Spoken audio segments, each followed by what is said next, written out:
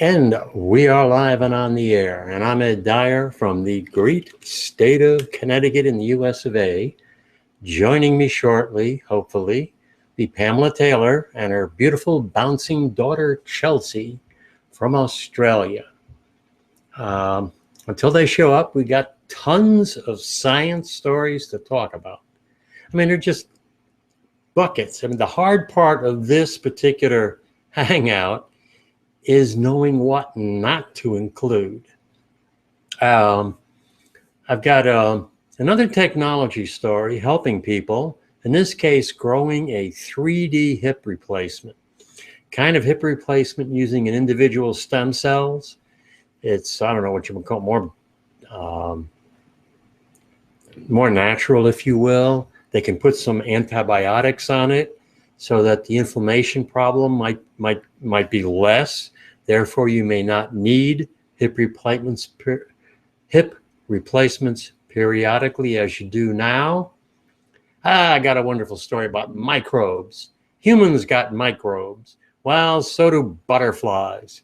And these butterflies, when they get infected with the microbe, not so good for the males. The males, the babies, the eggs, I assume, inside her, well, the microbe causes them to get killed, to die. And when the females emerge, they eat up their brothers. Wonderful. Got another, it's synthetic biology. And it's a way of programming a bacteria to deliver a drug to a cancer tumor site. And the interesting thing is, because the bacteria has been genetically engineered, what happens is it actually explodes, if you will, and the drug is released to the cancer tumor. So it's a much more non-invasive way of delivering this cancer treatment. It's proof of concept. Got a ways to go, but hopefully it is the kind of thing that will make cancer treatments not only more successful, but also less invasive. The primary focus of the story of tonight's hangout is farming, and here is Pamela. I can see the headline there. Oh, hello. Hello, Pamela. How are you? I am doing great. I can't see you, but I can hear you terrifically. Half the connection is working. That's okay. My camera's on. I can see me. Okay. Now I see you.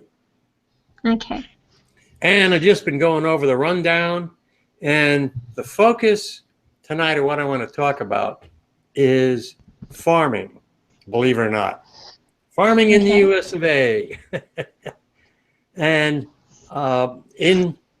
there's a part of the US where traditionally they grow tobacco. That's been their traditional crop. Well, we know tobacco's hello, Chelsea, and your toy. Yeah. In any event, we know tobacco's, it looks like a little pony. A pony with red hair. Okay, tobacco. Tobacco being grown in Virginia. Tobacco is not so good as we know. So you've got all these farmers. Their traditional crop is tobacco, still very profitable, but they're going to have to move away from it. And the younger farmers are doing that. And what's happening is there's a tremendous demand in the US for organic, certified organic. And I mean, there's like $13 billion worth of organic food products sold in the United States, and we only farm 1%. So there's a tremendous potential for growth. Answer seems pretty simple. You get your Virginia tobacco growers to convert to growing organic other products like carrots and whatever you want to call it. So that's one interesting development. The second thing is that some of the farmers there, they talk about the difficult transition from tobacco to other crops, such as, as I say, organically grown crops. Well, there's a woman from Asia, and of course in Asia, they grow a lot of tea. Her and her husband, they moved to Virginia. And, we grow very little tea in the United States, but it's a tremendous growth market. And she was told, well, you can't grow tea here. And, the hills of Virginia, we grow tobacco. What did she do? She's growing tea. She's growing tea. She's selling it locally. There's something called tea soap that I had never heard about. So, here's a woman, she's growing. She knows the soil is there. She's growing a crop that not only matches the soil and the environment, it's also profitable. So the main gist of these three stories is American farmers, I guess farmers everywhere, you're going to have to move away from your tradition. The traditional way of growing things, your traditional crops, climate's changing. You're moving from maybe an environment with a lot of water to very little water, and you got to match your crops to the soil environment that you have and the economic environment itself. So that's really, I think, the focus story I want to talk about.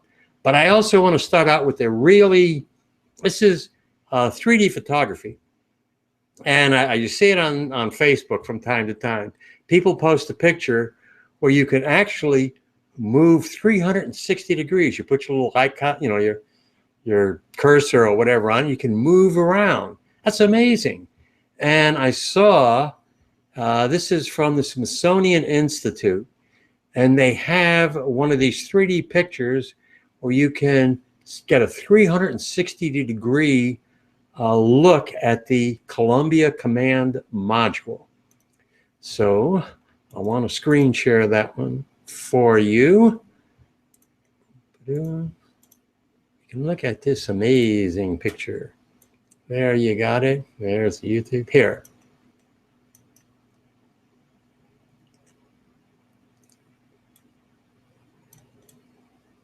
I mean, you're getting that 360 degree look of the module. Look at all the detail. I mean, how in the world anybody can figure out, the astronauts? Look at all these freaking buttons and, I don't know, X's and stuff. That's amazing. I have a hard enough time trying to figure out the control panel on my car. I mean, it is just wow. And you get that 360-day look, 360 degree look. And okay, there you go. It is also interesting. You can see how small it is. So you can, excuse me, you can imagine the first astronauts going up in this thing, really, really cramped thing. There's the seat. And staying up there. I don't know how long the first ones did. I mean, if you can imagine being strapped in like that for a couple of days, that's amazing. But that's what I want to show you. Just 3D technology now for photos is just amazing. Yeah, but that's not that new. I've got a friend who does that kind of thing for real estate and hotels. No. And he's been doing it for 4 or 5 years. So, yeah, I don't know, it's not new. Maybe it's just getting better. Well, you can go, like in the real estate, you can go, do the whole 360, everything of the room, but then you can click on a door to go to the next room and click on a door to go to the next room. And he's been doing that for a long time. Oh, yeah, it's being adapted. I've only seen it recently in places like Facebook and Twitter, and it really gives you like. It's number 2. Everybody should put the Smithsonian, Washington, D.C., US of A. What are you showing us, Pamela?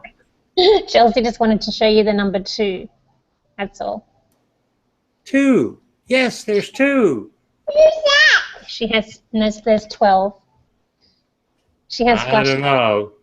I only got 10 fingers. I don't know if I can get to 12. That's some play money, a $20 Australian note.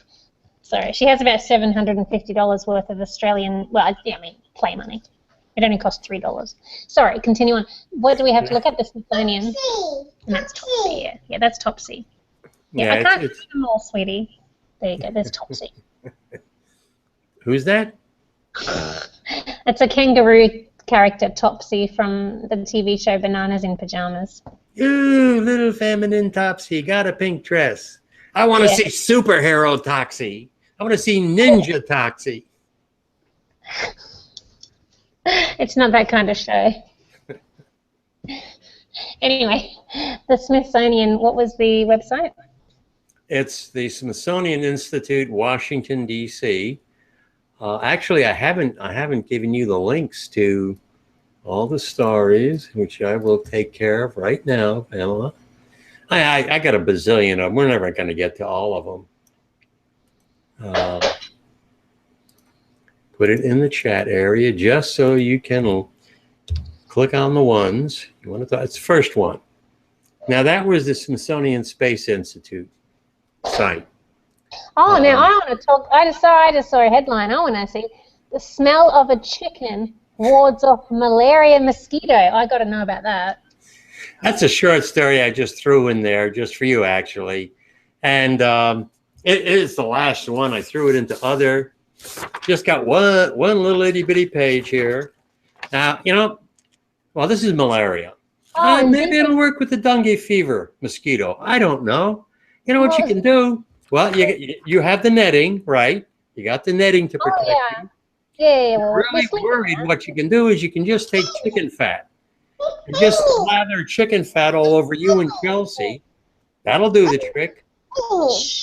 Or you can have a whole new growth industry in areas that have malaria mosquitoes, and that is chicken-scented candles. Yeah, but citronella candles work, so why would you need dead chickens? I don't know. Let's see, low tech. Yes, I mean, like I said, it's a very quick story. Yeah. It talks about chicken cologne. This guy's going to try chicken cologne. I think that's going to be a big winner. Not going to be available soon. Turns out that aversion to chickens can be used against insects. His colleagues, they isolated chemical compounds from chicken feathers and dispensed them next to a human sleeping under a bed net, a human lure. Ooh. They found that fewer mosquitoes came around for a snack due to the repellent chemicals. So if the chicken repellent was there, fewer mosquitoes showed up. I don't know. I got a funny feeling there are a lot other solutions that will work better than that. Okay. Yeah. Well, we just sleep in a mosquito net. They're $38. It's really not that big a deal. Yeah, obviously solutions. Okay. Going to the next story, talking about technology helping people. In this case, we're talking about people who may need hip replacements. Let me do the old screen share here. And that's what it looks like. Now, reading from the story.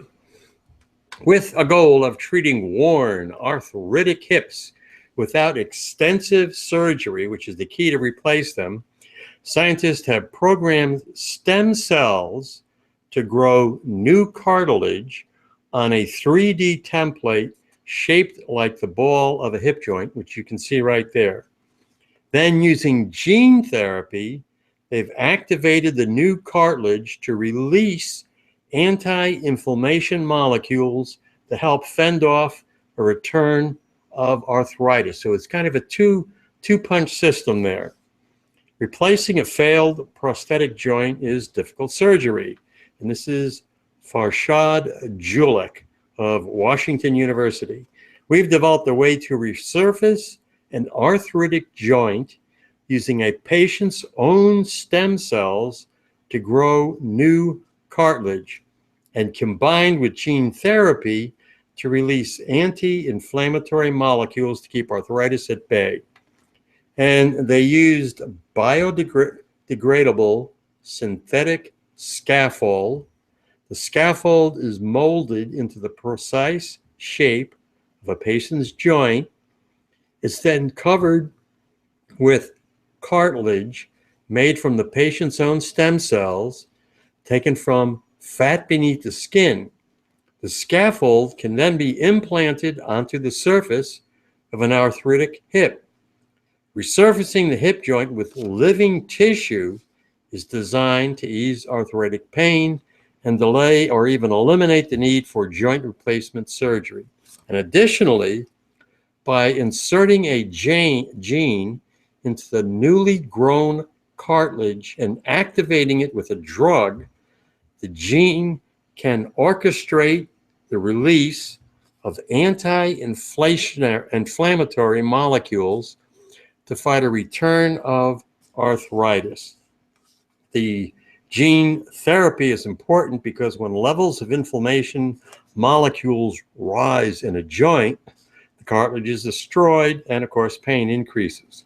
By adding the gene therapy to the stem cell and scaffolding technique, they believe it will be possible to coax patients' joints to fend off arthritis and function better for a long time.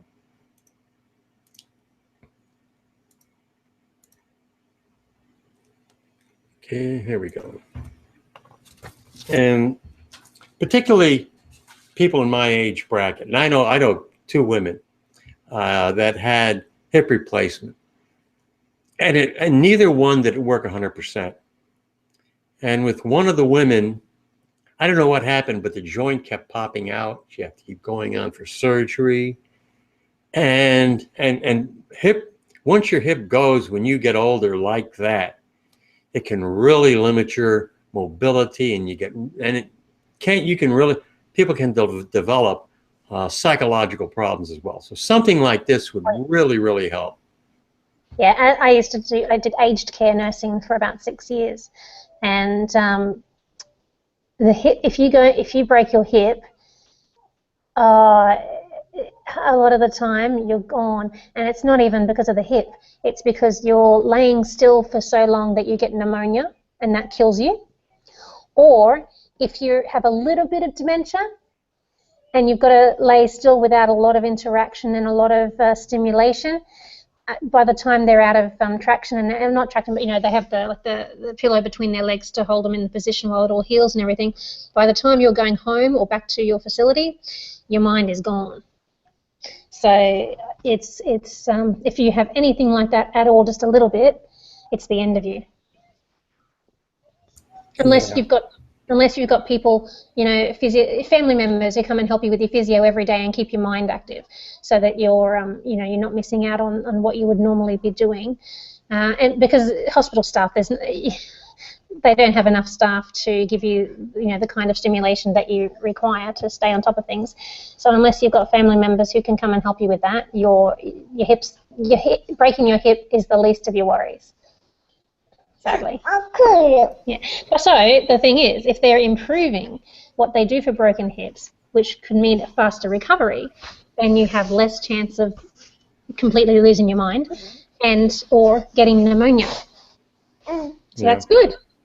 The key here is not just the hip replacement itself, which is from stem cells, that stem cell covering.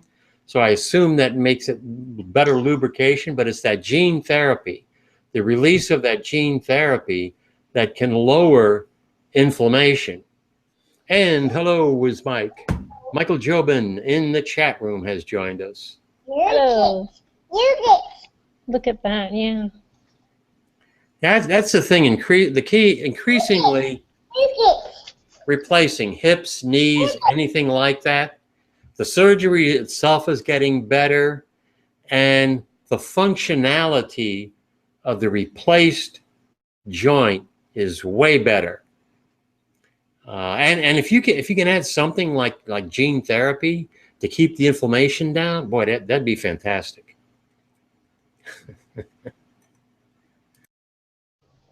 So I'm listening to you. Continue.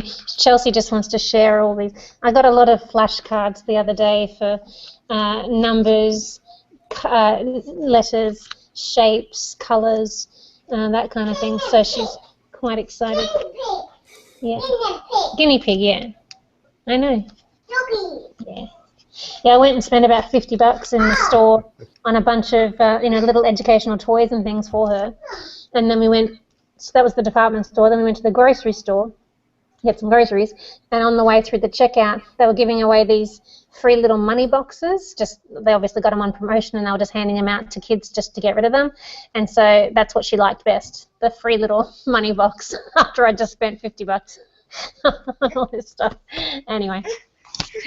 No, that's terrific, and I'm generalizing, but you go back to when I was growing up in the 1940s, 1950s, I don't think children got anything like the interaction that I see now with so many of the younger parents like yourself, the parents I see on Facebook.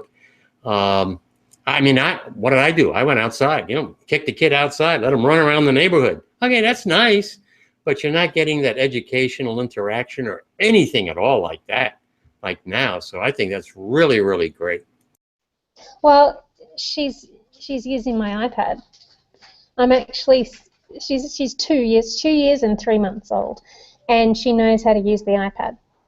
So I'm actually seriously considering getting her own, or just like an iPod Touch, because it's smaller. So because at the moment she's like with the iPad, and I keep cringing thinking she's going to drop it. So I'm thinking I might get her that. And I wouldn't buy a new one. You can get refurbished ones with a 12-month warranty for half the price. So you're not giving your money to Apple, because they do make very good products, but they're evil ethically. So I wouldn't buy anything new from them, but I will buy secondhand items that are guaranteed. Anyway, so so I'm thinking she's 2 years old, and I'm actually seriously considering getting her that, because there's a lot of educational apps on there, and she knows how to use it. She's just I've had it for about over a year. And I've been, doing the educational apps with her, but now she does it herself. I'm redundant. Yeah, I mean, that's an important point. She is the one who's driving her educational process. And I was watching a tech show, and they've come up with some kind of game or something like that for teaching kids how to code. And it's designed specifically for young children. They put some kind of code together, and there's a picture of a pony, and they change it. And I mean, that's genius. That's amazing. Yeah, a lot of these apps and everything. I mean, she does. I would never let my kid just be on a computer all the time like some kids are, but it's putting puzzles together and things like that. And I supervise her. I never let her on it without supervision, mainly because I don't want her to break my iPad. But but yeah, I can see her. She's doing it. It's amazing. She gets frustrated sometimes, but then she learns how to do it. And I mean, well, that's really the same with me. I get frustrated with things sometimes too, and then I figure out how to do it. But we also physically get colouring in for real and things like that, which is good. But there's a lot that you can do on the tablets and that. So yeah, I'm actually considering I might get her one, especially for travel. So you don't have to pack a suitcase full of colouring books and pencils and things like that. She can colour in on the device and do the other stuff when she's home. Pumpkin, you finished it, darling. That's all of them. I have read about it. Some people, they see a toy of an expensive computer for a child or something, and it costs lots and lots of money. That's a mistake, like you say. You don't give anything like that to what's a kid. Of course, a kid's going to drop it sooner or later. That's what kids do. They're going to pound it or something. That's what kids do. So it's not very bright to give a kid an expensive thing, you know. No, that's right. But I can justify giving her something that costs $100 or so, and see how and put it in a tough case, you know. So if she drops it, it should be all right for a bit. Yeah, no, we'll see how she goes. But I'm just amazed that, you know, when I was 2, I don't remember what I was doing. Making mud pies, I guess. Eating dirt.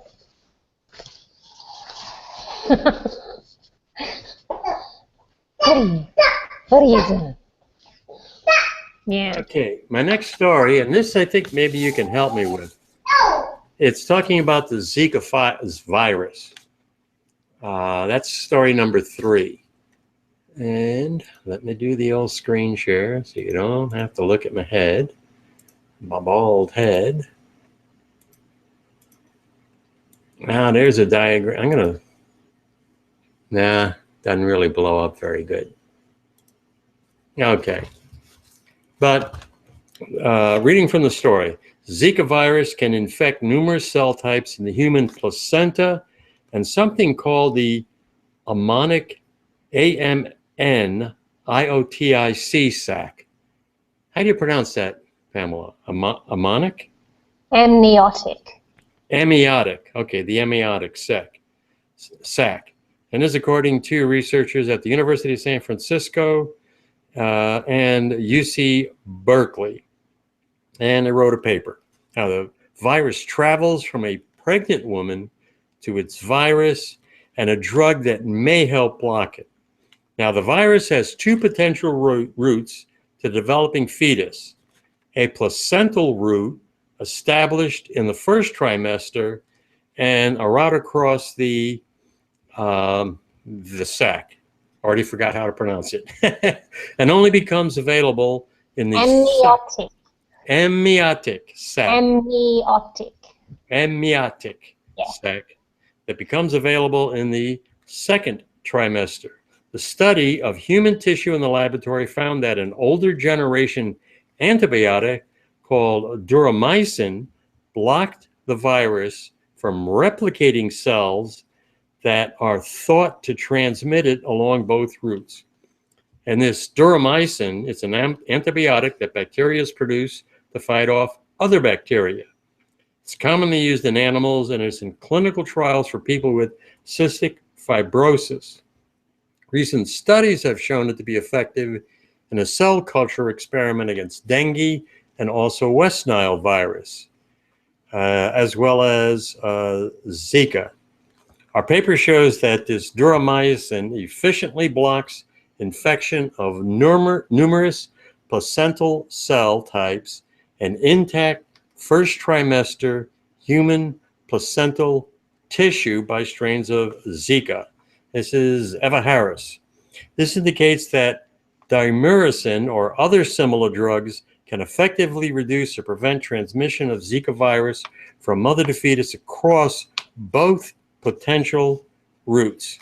And the virus infects several different placental cell types when examined in isolated cells and as intact tissue explants. This includes cell types within the placenta and outside the placenta and fetal membranes. And the scientists found that the epithelial cells of the oh boy, amniotic membrane. Amniotic? Amniotic membrane. Yes, Chelsea knows how to pronounce it. Surrounding the fetus were particularly susceptible to Zika virus. She was in there recently, so that's why she knows. Okay. Well, you know, a couple of years ago. Baby. Yes, this suggests, Chelsea's excited. This suggests that these cells play a significant role in mediating transmission of the disease to the fetus and supports the hypothesis that transmission can occur across the different membranes. So, and the key thing is getting a better understanding how viruses are transmitted. The key being, in this case, learning how the Zika virus gets to a fetus. And the whole lot with the placenta, that's there to protect the fetus, correct? Well, it's how it feeds it and everything. Yeah. So Yeah, I didn't realize that it went through to the fetus like that. Mm. that's another example where we're treating diseases by understanding the earliest stage of human development. So, and you're understanding, for instance, you have the fetus, the placenta, and you're now understanding how, I don't know, bacteria, viruses can get across that particular placenta and get at the virus, something we didn't know before. And I think this is something relatively new that these researchers are able to demonstrate. So we will be, I think eventually, we won't even, will we be treating embryos? I don't know. Because the embryo still has to go through the stage of implanting itself into the woman's, I forget the body part. What? The uterus? Yeah, the uterus. Sorry. I mean, it's, I don't know, it's just amazing. The ability to examine things like a fetus, the placenta, and as I say, the embryo. So that's a, I don't know. I think this could, because that's all I read about now. Almost every day you're reading about the Zika virus. So if we can develop ways of preventing that virus from getting across the placenta, you don't have to worry about a vaccine. A vaccine could help too. I guess a vaccine for the woman, but. Yeah, but people, you just have to, if you're in a mosquito area, you just have to wear repellent or sleep with chickens or use mosquito nets. It's just, yeah, I don't know. It's not that hard. My upstairs neighbours, they bought mosquito nets over a year ago and didn't put them up until they had guests come in, and they said, oh, we better put them up. And they were complaining about, how the mosquitoes were biting them during their sleep. And I said, didn't you buy nets? And they said, oh, yeah, we bought them. You've got to actually put them up as well. Use them, not just purchase them. Yeah, anyway. Yeah. What is our friend Mike? Mike is saying something. Yeah, let me find the chat area. Uh-oh. Even Mike knows how to pronounce it. Thank you so much, Mike. Showing off. The old man can't pronounce it. That's, like I say, that's the TWIS drinking game. TWIS means drinking game. Every time I mispronounce a word, you take a drink. And that means you all get drunk. By the end, we're through 2 stories and everybody's drunk. So I haven't got any alcohol here. I would have bought some if I'd known we were playing a drinking game. Yeah, I don't normally, I don't know what that is, but it's not a chicken. Yeah, no, I don't normally drink alcohol. Like I have an occasional beer, but Doggy! The doggies are outside at the moment. Got another little story. Something, once again, the last story talked about, or the second story talked about hip replacements. This is a story talking about learning more about Alzheimer's, something that also affects more people in my age bracket. Let me do the screen share. Look at the pretty picture over there, whatever the heck that is, and read from the story. People with a variant copy of TREM2, a gene, the TREM2 gene, have an increased risk of developing Alzheimer, but researchers are only beginning to understand why. Now, a Genentech study has uncovered details of how a type of immune cell helps the brain get rid of the tiny amyloid beta aggregates that clump together to form the plaques characteristic of Alzheimer's. The researchers found that this TREM2 mutations can derail the immune cell's plaque clearing activity, as can two other genes already known to increase a person's risk of Alzheimer's.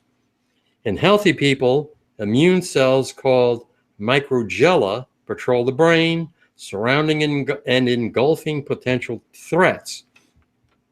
Researchers published in May found that mice with a mutation in TREM2 gene have microglia that can't efficiently surround amyloid deposits.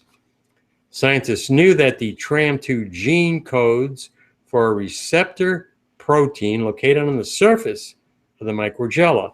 And when certain molecules bind to TREM2, it can stimulate microglia activity.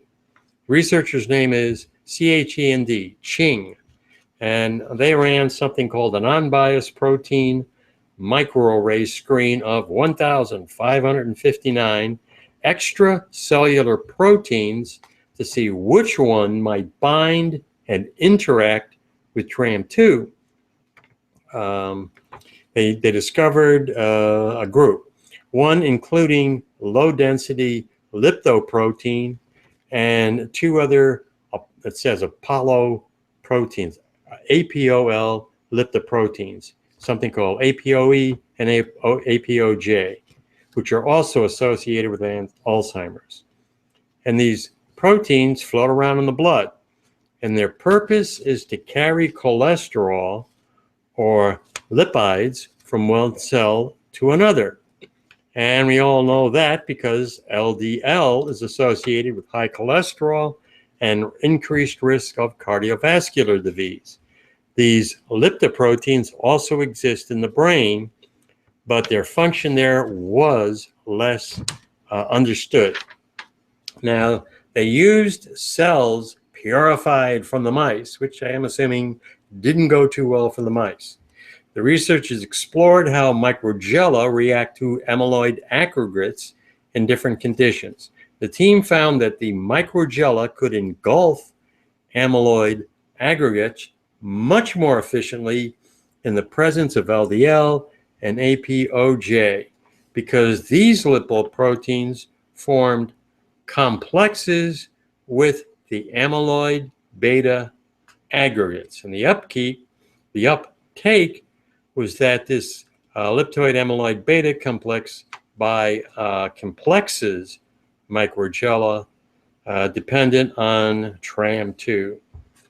And let's see, another experiment, the researchers inserted blood samples of volunteers, see how variants of this TREM2 gene could change the way that blood cells handled lipid proteins and amyloid beta.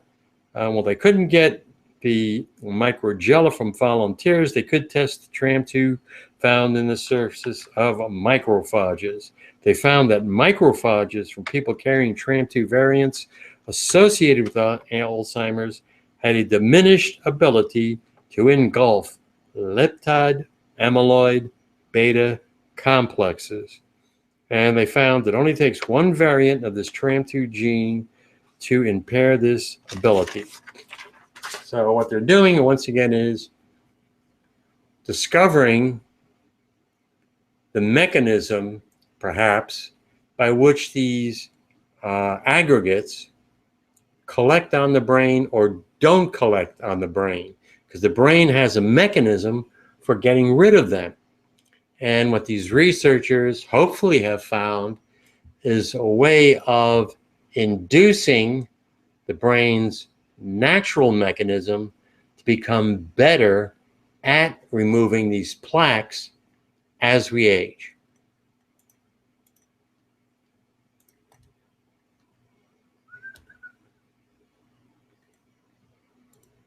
There we go. The Alzheimer's is not something you got to worry about, Pamela. You don't think so? Not at all? Nah, not yet. Uh-oh. I don't know. You got some shiny stuff on your head. Chelsea and I have been playing with stickers. A sticker gun. There you go. Give Chelsea a sticker gun. She's going around putting stickers on everything. It's not a gun. It's just like a sheet of stickers. So, you know, that could be a genius way of giving kids medicine. Kids don't like medicine. They don't like treatments or anything. What do? You put them little stickers. True. It could. Oh, well, I mean, you have, you know, those patches to quit smoking and stuff. Why not? What are you looking for, sweetie? Yeah. No, she just put stickers. Ballet, yes, very good. She put stickers on me. That's good. I don't mind. They cover my wrinkles a bit, so it's good. There you go. Well, you can get bacteria to do that, right? Just inject some bacteria, and that'll get rid of the. Oh yeah, that gets rid of them completely. Botox. Mm-hmm. Yeah. Yeah, that's a bit expensive for everyday use for me. Yeah. Just for special occasions. Once every 5 years or so. And you know what? You've earned every single wrinkle. I don't know. Some actress in her 60s or 70s said, I've earned every single wrinkle. No way am I going to get rid of them now. That's a little reminder of how much I've learned over the years. It's not just like with Botox. It's not just about like getting rid of the wrinkles so it looks better. It actually feels better. Like your face feels relaxed. Whereas, you know, if you're concentrating or, you know, things are going on and you're frowning a lot and like that, it feels really tense. You can feel all the muscles really pulling, and actually having your muscles forcibly relaxed feels good. Like, just getting rid of the wrinkles is a bonus. It looks better, but it just feels good. Yeah, that's something I remember we talked about, I don't know, a couple of years ago maybe. You specifically went for, I mean, I was surprised that someone as long, someone as young as you, and as far as I can tell, you don't have a bunch of wrinkles. Why in the world are you going for Botox treatment? But then you explain, as you did now, why you did it. Yeah. Well, no, the first time I was 29 and I was just passing the store and they had a half-price sale and it was an impulse buy. I just went, oh, yeah, cool. I'll just see what it's like. Why not? Yeah. Hey, yeah, inject a little bacteria into your skin. Hey, what can go wrong? Yeah. No, but some people do have a reaction, and some people don't, and obviously I'm fine, so it's all good. And yeah, and then I did it again about 5 years later, and I'll probably do it again in another few years. So, but I'm just saying, you know, I was up the last couple of this week I've been up a couple of nights until about 3:30 in the morning doing my assignments because that's the only time I can do it when Chelsea's asleep. And you know, by 3:30 I'm just like, you know, can you see my forehead straining? I'm just like this, trying to stay awake and keep my eyes open and reading, and every muscle in my face is really pulling. And Botox means that you can't do that, so your face feels relaxed. It's not just how it looks. So I'm not saying people should go out and do it. You don't need to. But yeah. But they treat it. They treat migraines with it now. So I've got friends that have you know, issues with migraines, and they go and have Botox, and getting rid of the wrinkles again is the bonus by forcing. No, I don't get migraines, but I know people that do, and forcing those muscles to relax means that if they don't get their migraines as often, and when they do, they're not as bad. That's good. Mike in the chat room is saying it's like a fat person saying they've earned every pound. Yeah. I guess so. All right. Yeah. No, I don't mind being a bit more wrinkly because I've always looked young for my age, which is really frustrating because if people don't know you, they treat you like the age that you look.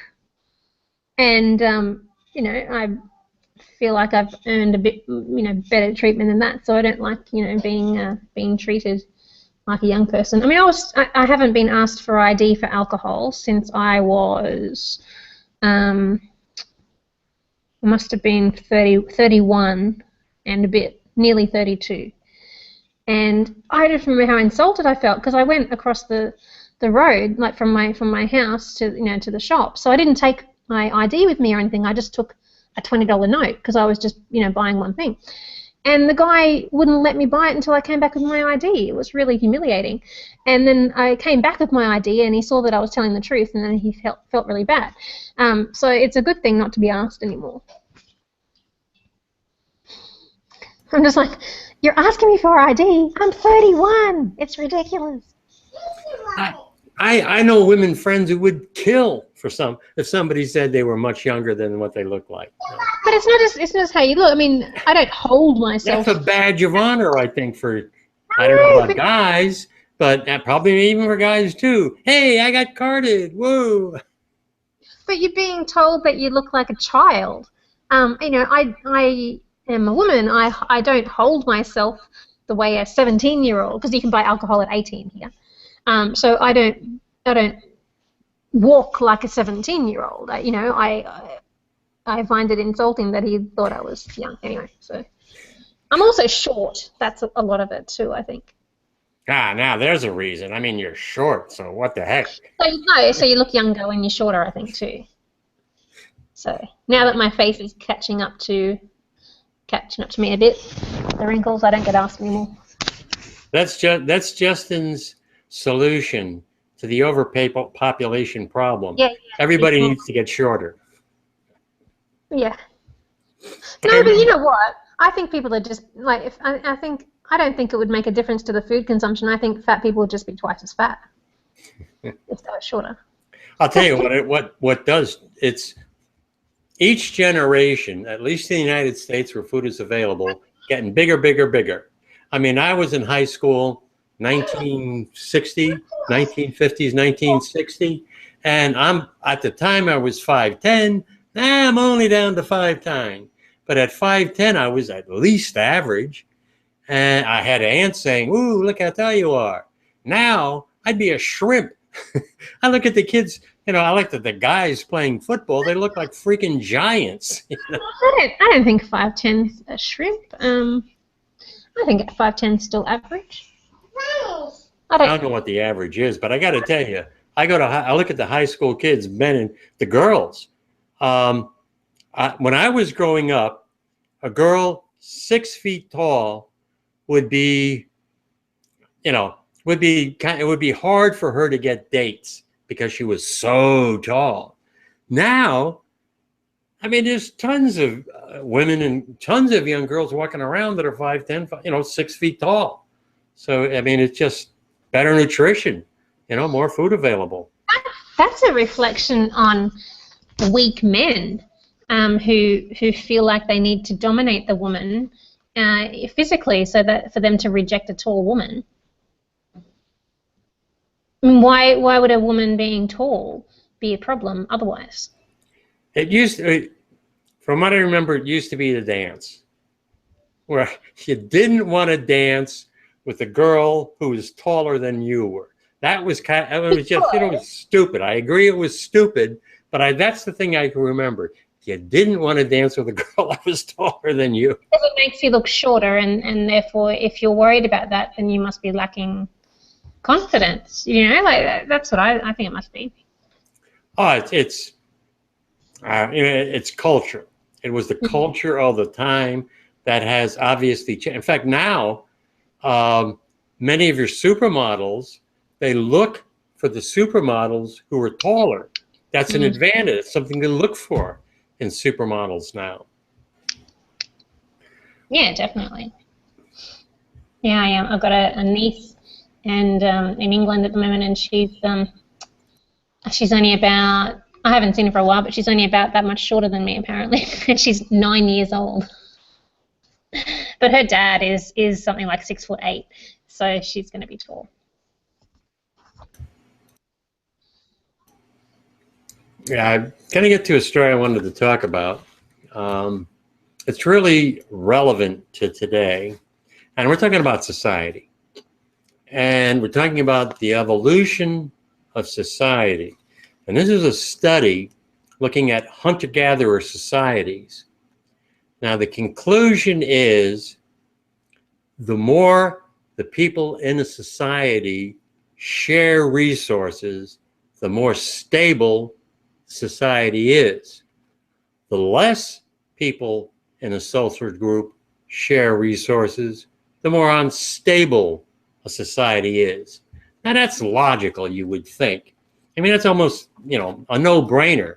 But actually, when you look at societies now, you see it's not that unusual to see the emphasis on competition and the emphasis being on taking resources, not necessarily sharing resources. This whole stupid business of building up walls.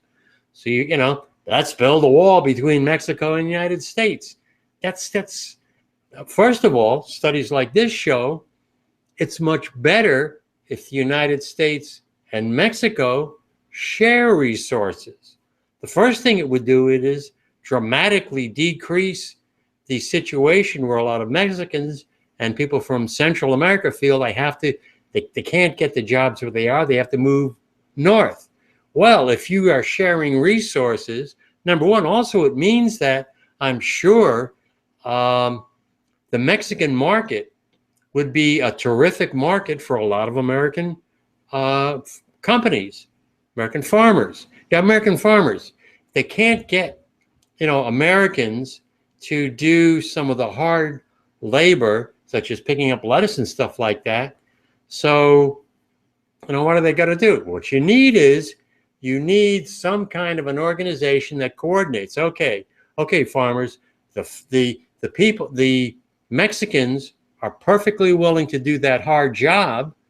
So let's bring them legally into the United States so the farmers can use it. I know people they're chefs in restaurants, and they say that they want to hire, particularly Mexicans they talk about, because these are people who are harder workers. Why? Because they need the jobs. They can't make as much money. They're going to work twice as hard. They're going to be working 2 jobs. And the thing is, you eliminate that situation if you begin having countries sharing things together as opposed to building walls.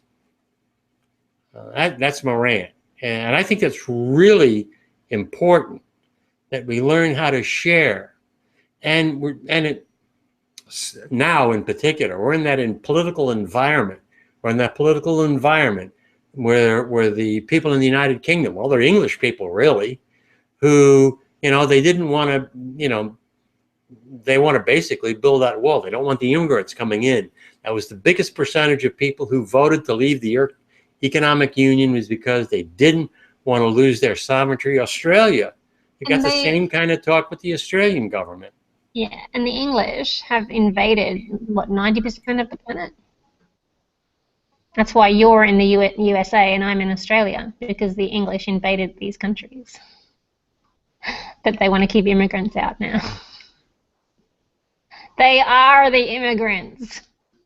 They're the biggest immigrants on the planet by far. No other race has immigrated as much as the English. Emigrated, I should say, as much as the English. They are the immigrants of the planet, and they want to keep immigrants out of where they are. How hypocritical is that?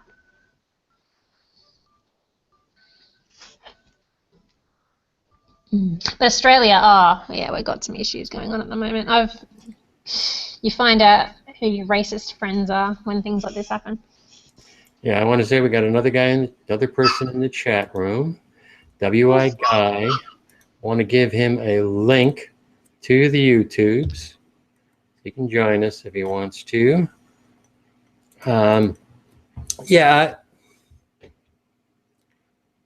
Sharing. If you go your local community, any community, if you share resources to get your neighbors, you share stuff with the neighbors. Maybe, I know, for instance, we've got an older woman. Okay, some of us, we're going to go drive down to the store. we'll pick up her grocery list and we'll buy the groceries for her. And the more you get that sharing and interaction, I mean, you get stability, really. And you look at, that's a real instability. We're seeing more and more instability, it seems, in the in the world, practically. That's an exaggeration. I don't believe it's really true, but it's certainly a problem. And you can get around that. For instance, you have a lot of immigrants. So you have immigrants in a war zone. They're fleeing the war zone, okay? Now, what's a strategy to deal with like Syria, the Syrian conflict? Now, you have the Syrian conflict, you got a war, people fleeing the war zone, that's instability. So your policy dealing with that particular area, Syria, should be based more on cooperation. Number one, it's none of our business. I don't care who's running Syria. The United States really shouldn't care who's running Syria. Okay, maybe he's a dictator, but there's a lot of dictators. But you have these people. Now, if you can create good shelters for them, the first thing you're doing is you're showing people from another culture how you're willing to share what you have with them. And you know what's going to happen? When their kids grow up, they're going to say, hey, they're going to have a more positive view of the people who are helping them when they grow up. The best thing we can do for a foreign policy is show the children in particular of these areas where there are conflicts that Americans are your friends. So what are we doing? Just today I was reading about how a drone, supposedly, I don't know if it's true or not, I'm sure it happens, the United States sent a drone into an area, probably thinking it was going to be controlled by ISIS or something, and of course, might have killed innocent civilians. That's not going to make people like Americans. No, no, no, no, no. And we're just adding to the instability in the area. So even in foreign policy and everything, the overriding policy should be sharing. I was thinking about this the other day, and I know it'll never happen, but and I don't know how you would choose like who gets to live in the nice tropical environments and who has to live in the snowy environments, but I would like to see because the reason there's all this conflict is because of different ideologies, right? So if we take all the people with this ideology, whatever it is, I don't care, and they all go live over here together, and then there's another ideology, and we all go over here and live all together, and if we just separate just all the ideologies and then go and live in different parts of the world with people who think the same as you, regardless of race or anything else, and then everyone just minds their own business. And no? No, not from my view. That's completely the opposite of what I'm a big believer in. Solve all these conflicts. No, I'm a believer in people sharing and caring and all that kind of stuff too, but it's not working, is it? So well, take the United States. Okay, the United States, when I was growing up, that's what we had. In my little town of Stamford, Connecticut, okay, you had the Italian people had their neighborhood, and the Polish people had their neighborhood, and the Irish people had their neighborhood. But you're talking about like race there. I'm not talking about that. I'm talking about people, everyone who believes in the flying spaghetti monster. You come live over here. Everyone who believes that the Earth is flat, you go live over here. That's what I'm talking about. I don't care where they come from. I still think it's better in the long run. First of all, we're one species. We're human. So we focus on the things that are similarities. We should be focusing on our similarities. If you look at, people in the United States, we're a gun culture. And I don't know what the percentages are. I don't know if You can have your guns. You can just all go live together and leave the rest of us alone. That's fine. Yeah, but isn't it, okay, you know what's better? If you want to get along with your neighbor, you got two choices. I'm going to get a gun, and I'm going to walk around, and he ain't going to be messing with me because I got a gun.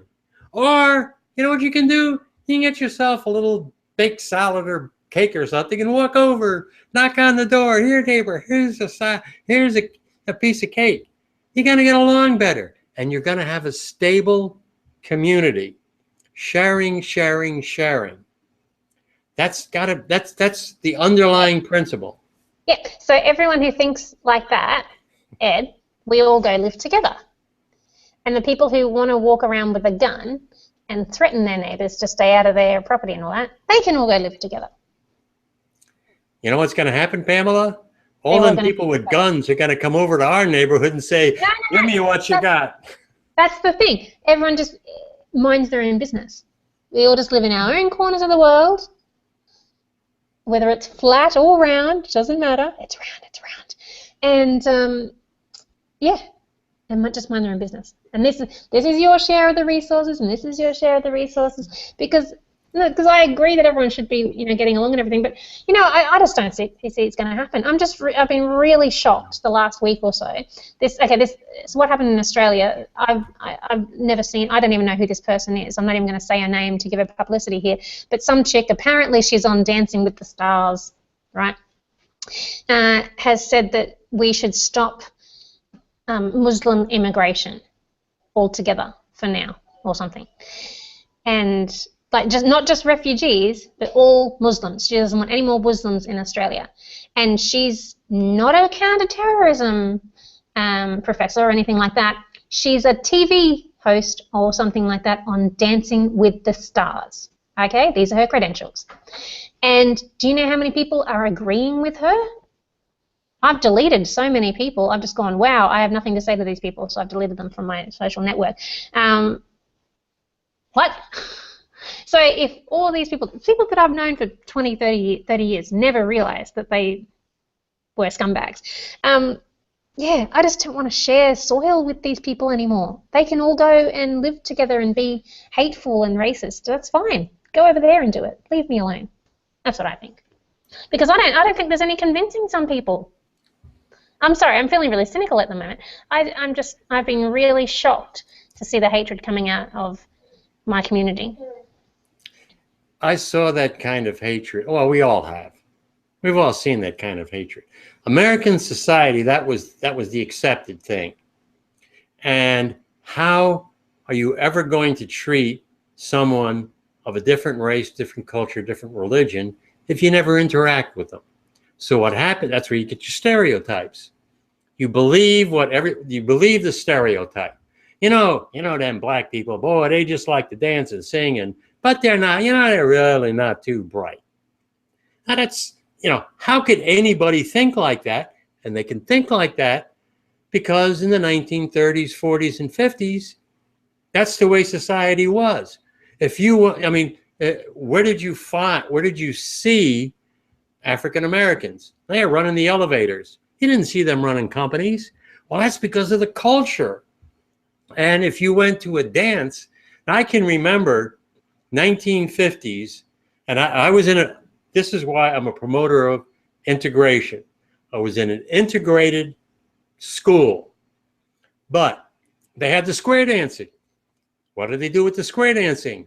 Black kids and white kids dancing together. And I got to tell you, a lot of black and white kids, they were very, very uncomfortable with dancing with someone who belonged to the same race. But you know what it does? It begins to build that interaction. You know what that leads to? Black and white people dating. You know what that leads to? Interracial marriage. That's a good thing. Yeah, it is. I'm not talking about separating by race. I'm talking about separating by ideology. All the races can go live together and be racist towards each other and kill each other. That's fine. I don't care what colour skin they are. Because we're not talking about the 1950s. Australia's been, and the USA, has been multicultural for decades and decades and decades. And I'm just really surprised and appalled that this level of hatred has just been coming out. So it makes me think it's never going to change. Oh, I can say it will change because I've seen it change in the United States. Now, in the United States, for instance, you're seeing stories where white policemen are shooting and killing minorities. And that is a problem. But look at what we're talking about. A couple incidents. When you look at the police, in most places, in the most integrated cities, in the most integrated states, you're not going to see that. It's very unlikely to see that, particularly if you have an integrated police force, because the cops are cops. They're like a family together. Well, now you get the black cops, the white cops, the Hispanic cops. They may not get together in their neighborhoods. They're going to get together because they're part of an integrated police force. And where you see that, you're not going to get a cop suddenly panicking because the guy, he's walking up in a ticket and the guy had a busted tailpipe, and you see the guy and he makes a motion and you think, oh my God, he's going to take out a gun. You know, the only reason you think that is because you have a racist attitude. You think like that, black person got a gun. You think they're more likely to have a gun. White person, you don't think twice about it. That only happens where people live segregated lives from each other. Where they have integration, you get rid of all those barriers. You know, the hater. I will guarantee you, parents of the kids I grew up with in the 1950s have slowly learned to change their racist attitudes as their children became more integrated and their society has become more integrated. It's changed their attitude. The opposite of that is if you go to an area where people live the way they have and they have traditional concepts and they don't mix, they don't change. The only way you get change is almost forcing people. And the federal government basically had to force some people to accept blacks going into college, etc. That almost, you know, in many parts, I don't want to pick on the South, it happened more in the South than any place else. It was the federal government who forced integration. And as a result, the vast majority of the people everywhere, I think, get along a lot better. Okay, so you're saying I just have to be patient.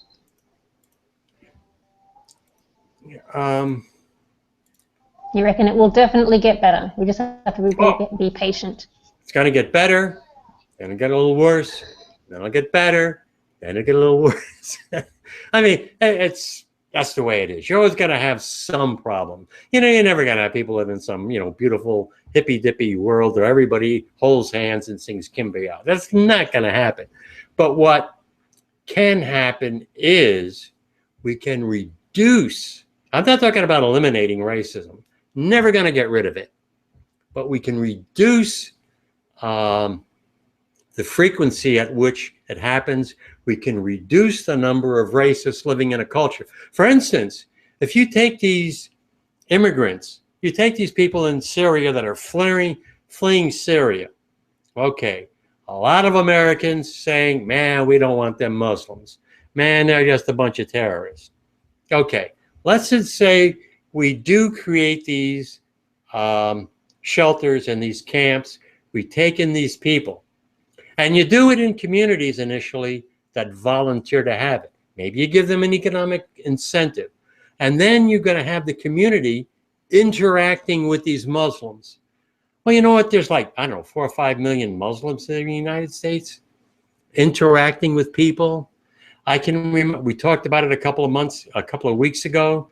You had a Republican conservative in Utah dying from cancer, and he realized how wrong he was. And he asked his kids to go up to any Muslims he can find and say, thank you for coming here. That's what you need. You need that sharing, and you need a more integrated society. And that's how you do it. You do it by sharing resources. Mm-hmm. Well, hopefully it changes more. But our current government, I don't think they'll get back in. Well, I hope not. But they're half the problem. They're not helping. It's I think, well, take for instance our friend Trump. The reason why he's so popular, as popular as he is, because there's a lot of Americans who are unhappy with society, a lot of angry Americans. And so they're unhappy with society, they're unhappy with government, and that's the people he's speaking to. But that really is going to be the minority. And if he doesn't change his message, and he's not going to do it, he's got no chance of ever getting elected. He has absolutely no chance of ever getting elected. If the Republican Party doesn't change that tune, they're going to become a minority party in the United States as far into the future as I can imagine, because more and more immigrants are coming here legally, more and more women are becoming empowered. And so that message of sharing, people sharing, is more the message of the Democratic Party than Republican one. In fact, I've got another story here that kind of ties into that, and it deals with climate change. It's kind of at the bottom of your list there, Pamela. Republican partisans for responsible growth. Hey, let me find it. Blah, blah, blah. I got the story here somewhere. Out of order. That's okay. Shuffling my feet here. Where the heck is the stupid story? All right. I'm gonna screen share to the link. Okay. That's not the link I wanted, but you're going to get the idea. I'm going to talk about it. What you have is, this is a group of conservative Republicans. And they say, one, climate change is a problem. Two, we've got to find a solution to this problem.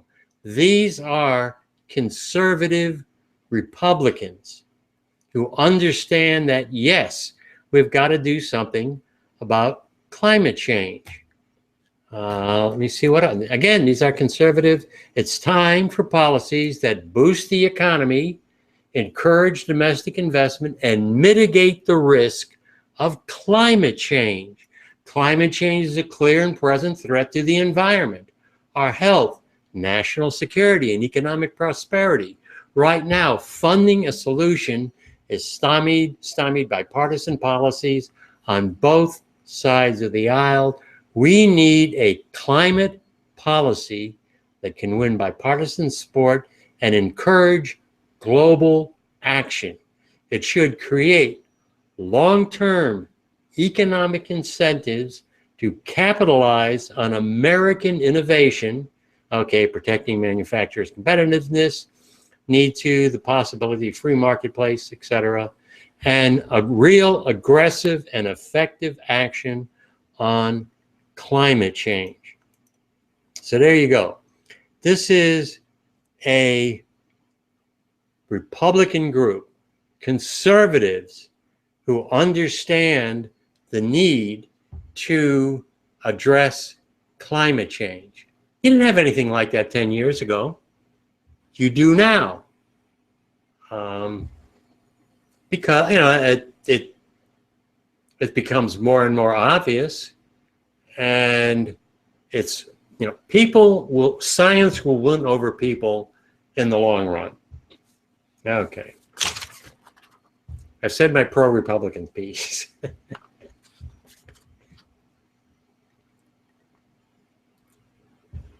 All right. Uh-oh, I lost Pamela. I said good things about Republicans and I lost Pamela. I lost WI guy.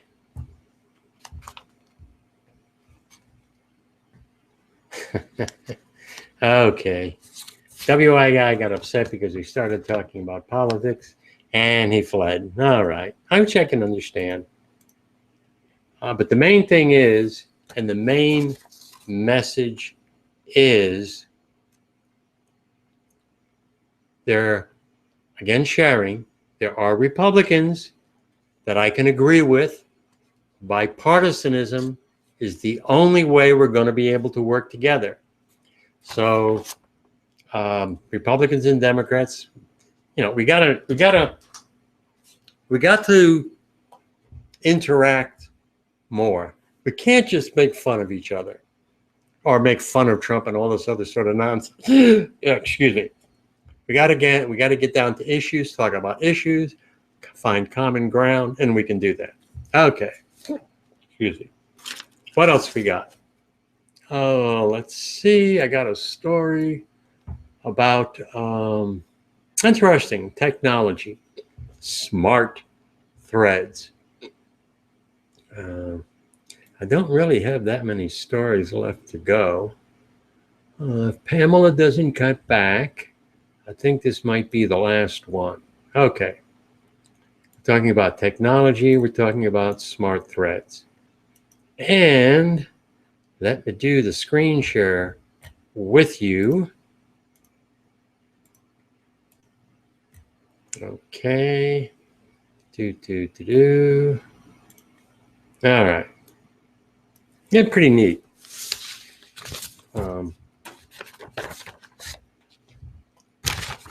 Now, this is from Tufts University. The first time research by Tufts University engineers have integrated nanoscale sensors, electronics, microfluids into threads.